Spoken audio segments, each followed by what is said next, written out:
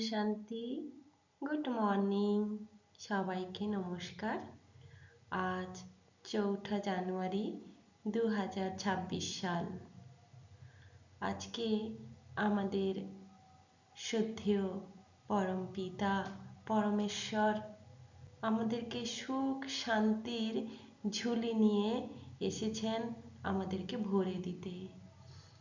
তো আমরা সেই সুখ শান্তি বলতে আমরা কি জানি? সুখ শান্তি এ হলো মনের খেলা। আর এই সুখ শান্তির সর্বোচ্চ পর্যায় হলো অতীন্দ্রিয় সুখ।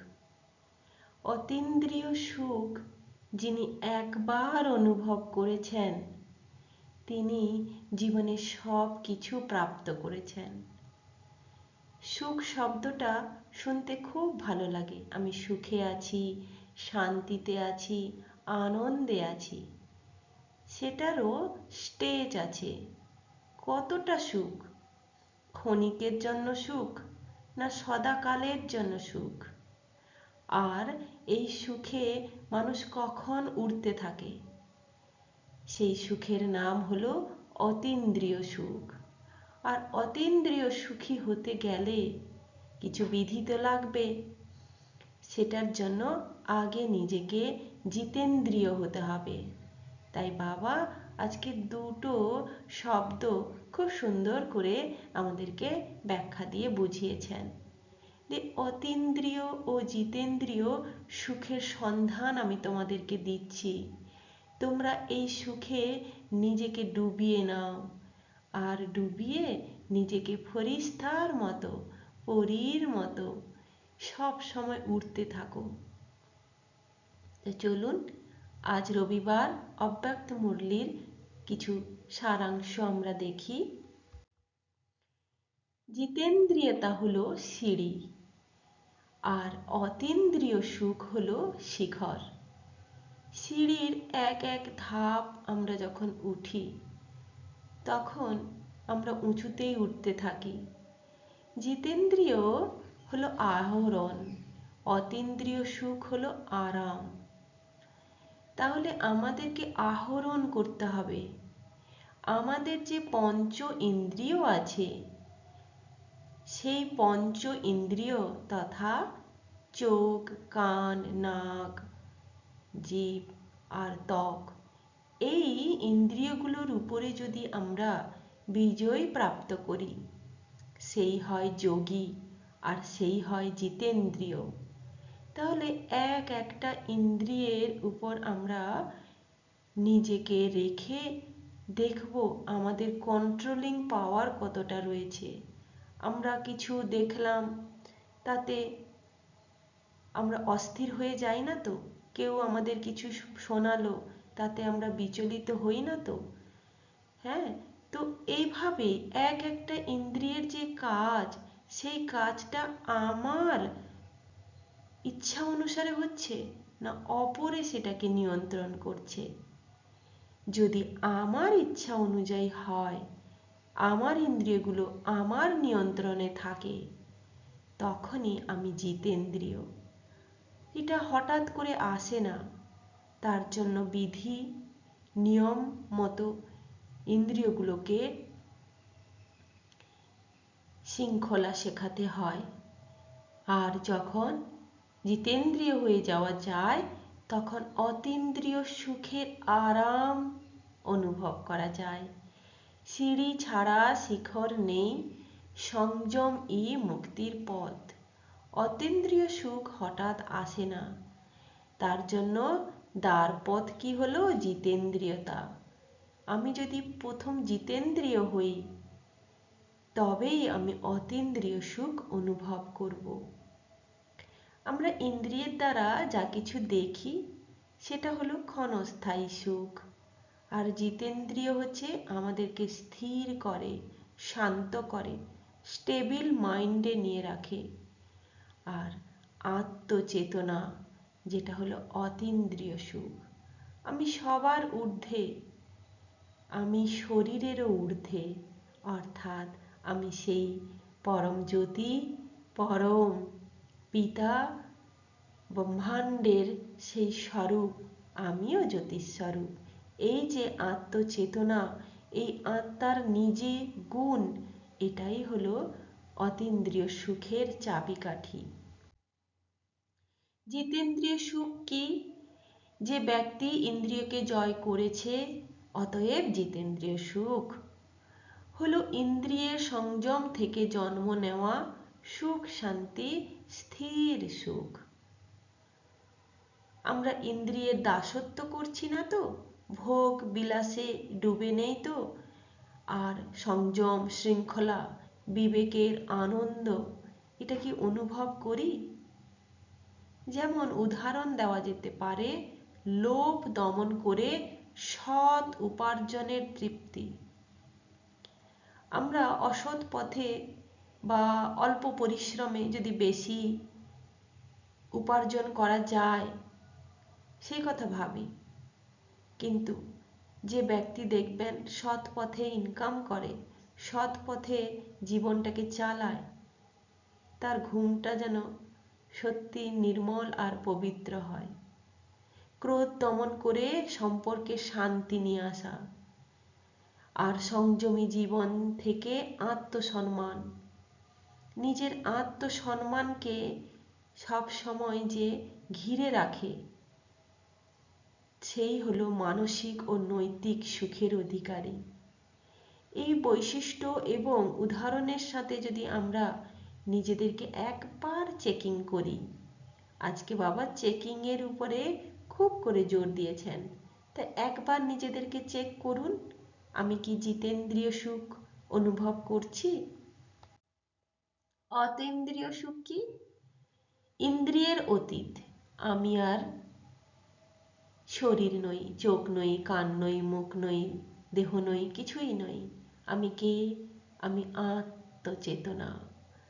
আমি সমস্ত ইন্দ্রিয়ের ঊর্ধ্বে, আমি মন, বুদ্ধি এবং পরিস্থিতি সবার ঊর্ধ্বে। তখনই সেই আনন্দ অনুভব করা যায়, ঈশ্বরকে তখনই পাওয়া যায়। পাশের ছবিটা দেখুন, ধ্যানে মগ্ন হয়ে রয়েছে আর চারদিকে আলোর ঝর্ণা তার উপরে বর্ষিত হচ্ছে। তো এভাবে নিজেকে স্থির করে, কারণহীন, কোনো কারণই নেই আমার দুঃখ হওয়ার, আমি সর্বদা আনন্দময়ী স্বরূপ, নীরব, গভীর এবং স্থায়ী। কোনো লাভ নেই, ক্ষতি নেই, দুঃখ নেই, সুখ নেই, অচল অডল স্থিতি যাকে বাবা বলেন, যে সব সময় অচল অডল অবস্থায় থাকো, তুমি যেন স্টেবিল থাকো। কেউ আমাকে প্রশংসা করলো, আমি খুব আনন্দে নাচতে থাকলাম, তেমনি দুঃখ পেলেও দুঃখী হয়ে গেলাম। এটা কিন্তু অতীন্দ্রিয় সুখের লক্ষণ নয়। তাই ব্রহ্মই যে আনন্দ স্বরূপ, এটাই হলো আত্মিক সুখ। এটা যে একবার অনুভব করেছে না, সে বারবার সেটা অনুভব করতে চায়। সেই জন্য বাবা বলেন, সদা নিজেকে অতীন্দ্রিয় সুখে রাখো। আর পবিত্রতাই বা পবিত্রতার ফলই অতীন্দ্রিয় সুখের চাবিকাঠি। তো পবিত্রতা কি না? পবিত্রতা হলো পিওরিটি। পিওরিটি এমন এক আবরণ, এমন এক মোড়ক, যা মানসিক শান্তি তো দেবেই, তেমনি বাইরে যে পার্সোনালিটি বাইরে থেকে দেখা যায়, সেটা লোকে অনুভব করবে। তো পিওরিটি শুধু খাবারে নয়, পিওরিটি শরীরের নয়, পিওরিটি মানসিক দিক থেকেও। মনসা, মনের ভিতরে আমার কি চলছে, সবসময় মনের চেকিং করা দরকার। আমার ভেতরে কাম, ক্রোধ, লোভ, মোহ, এগুলো তো মনেরই কাজ। এগুলো কতটা আমাকে আসক্তি করছে, আমি এগুলো থেকে কি মুক্ত? তবেই আমি অতীন্দ্রিয় সুখের সন্ধান পাব। ইন্দ্রিয়ের ঊর্ধ্বে নিজেকে নিয়ে যাওয়া, তবেই আমি অতীন্দ্রিয় সুখের সন্ধান পাব।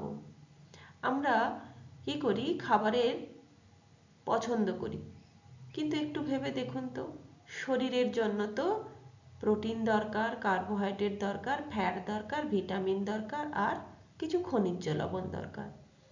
তাহলে ক্ষুধা নির্বাণের জন্য শরীরের প্রয়োজনীয় এই উপাদানগুলো যে খাবারে আছে সেগুলো খেলেই হলো।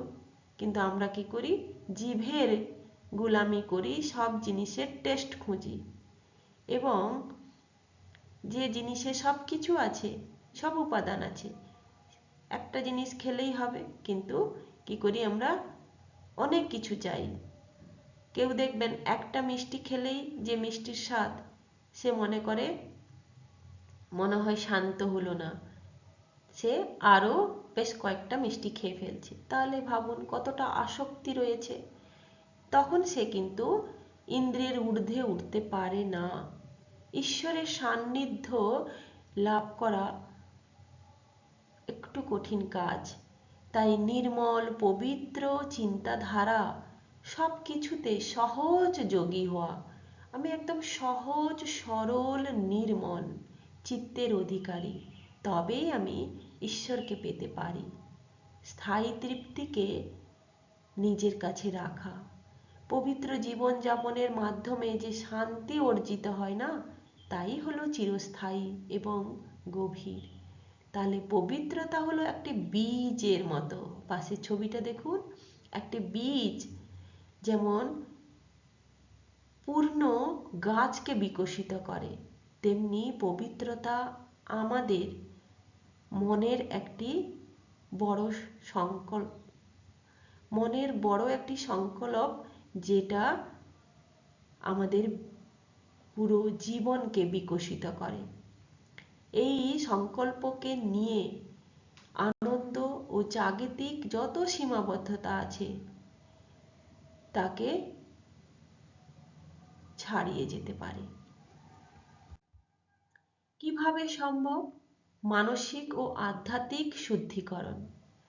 নিজেকে প্রথমে আত্মনিরীক্ষণ করা, যাকে ইন্ট্রোস্পেকশন বলা হয়। প্রতিদিন নিজেকে চিন্তা করা, নিজের কাজের উদ্দেশ্যগুলোকে ভাবা, নিজেকে লালসামুক্ত করা, নিজের ভেতরে পজিটিভ চিন্তনগুলোকে নিয়ে আসা, কোনো নেগেটিভ নয়, নেতিবাচক চিন্তাকে বদলে ইতিবাচক চিন্তার অভ্যেস করা। আর সবচেয়ে বড়, ক্ষমা চেয়ে নেওয়া, ক্ষমা করে দেওয়া এবং সমবেদনা জানানো। যে দুর্বল তার পাশে দাঁড়ানো, দুর্বলকে সবল করাই হচ্ছে প্রকৃত পুণ্যের কাজ। আজকে বাবা সেটা বলেছেন।